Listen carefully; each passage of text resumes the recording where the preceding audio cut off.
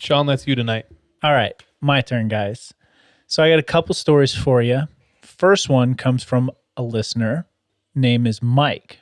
He was saying, hey, shout out to you guys because I always listen to your pod while I'm at the gym. I was like, same, bro. Not our pod, but like different pods. But your pod. But your pod, Mike. So Mike is, from the story, it sounds like he's the youngest sibling because he says all growing up, his older brothers and sisters knew that he was like, he didn't like scary stories, and they would always make fun of him, like tell him scary stories from their LDS missions and stuff like that, as big brothers and sisters should do. Full circle, Mike. Yep. He eventually is going to go on his own LDS mission.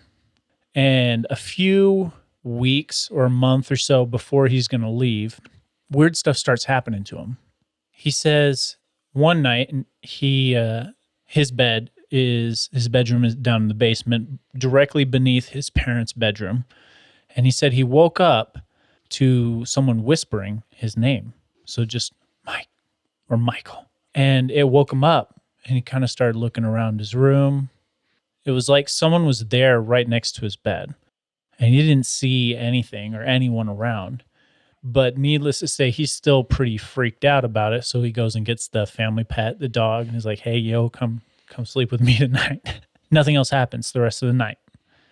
The next day, he goes to his mom. He's like, yo, Mom, craziest thing happened to me. I woke up, someone was whispering my name. And his mom's like, you probably just dreamed it or something. That sucks. It's how I imagine I would react as a parent. Be like, well, sounds like a personal problem. Why are you listening? Yeah, just go to bed. Wear earplugs next time. Something like that. A few nights later, though,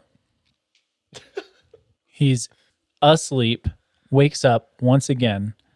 Michael. He wakes up instantly, looks around his room. Nothing. This time he had the family pet with him. The dog was there in the bed. And his dog was also awake, looking around the room like something was there. And so he's really getting freaked out at this point, and he doesn't know what to do. Goes back to bed. Nothing else happens the rest of the night. He tells his mom again the next day. I probably wouldn't have at this point because I'm just going to make fun of by my mom. Yeah. Once again, she's like, you're probably just dreaming. Maybe try sleeping in the guest room or something like that.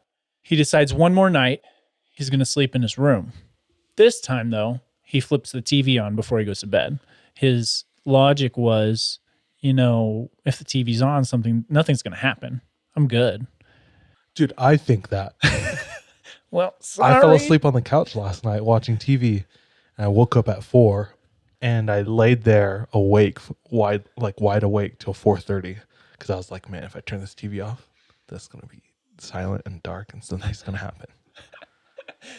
Every once in a while, I'll wake up and go into the living room in the morning, and Kevin will be asleep on the couch with the TV on still. I'm like, I'm no like spirit expert, but I firmly believe and will prescribe this to our listeners.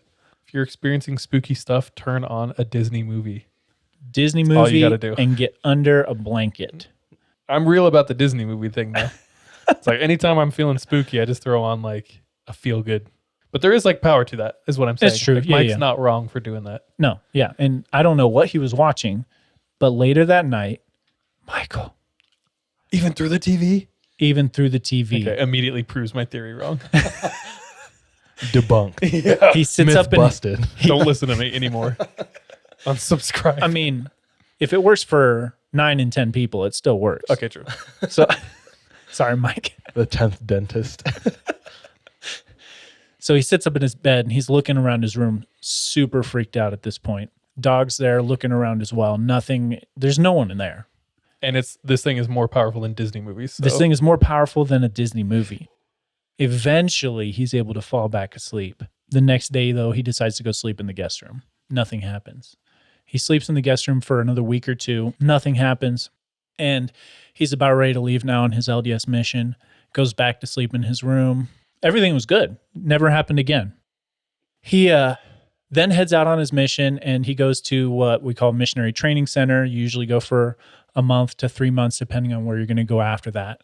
And a week or two after he's in the MTC, he gets a letter. This letter is from his mom.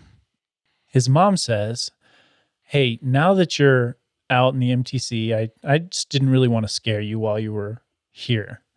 But every single night that you came to me the next day telling me you heard someone whisper to you, I would wake up in the middle of the night and I would see a dark figure standing in the corner of my room.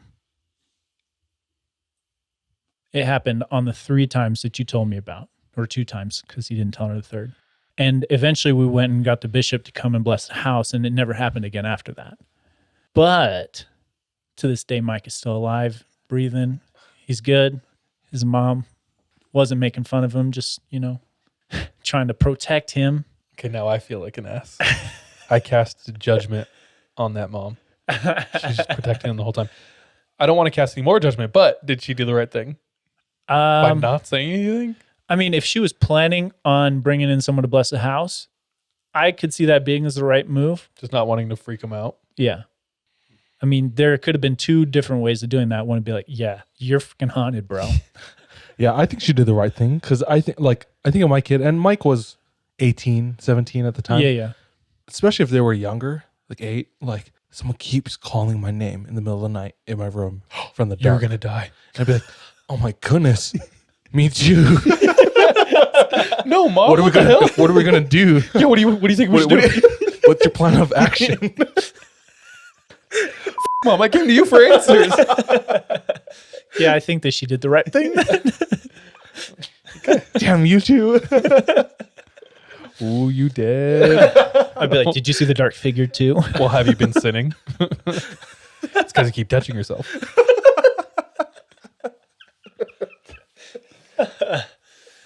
Oh, that's so funny. He does have a bunch of other stories, which I'll get into later. But thanks, Mike, for that one.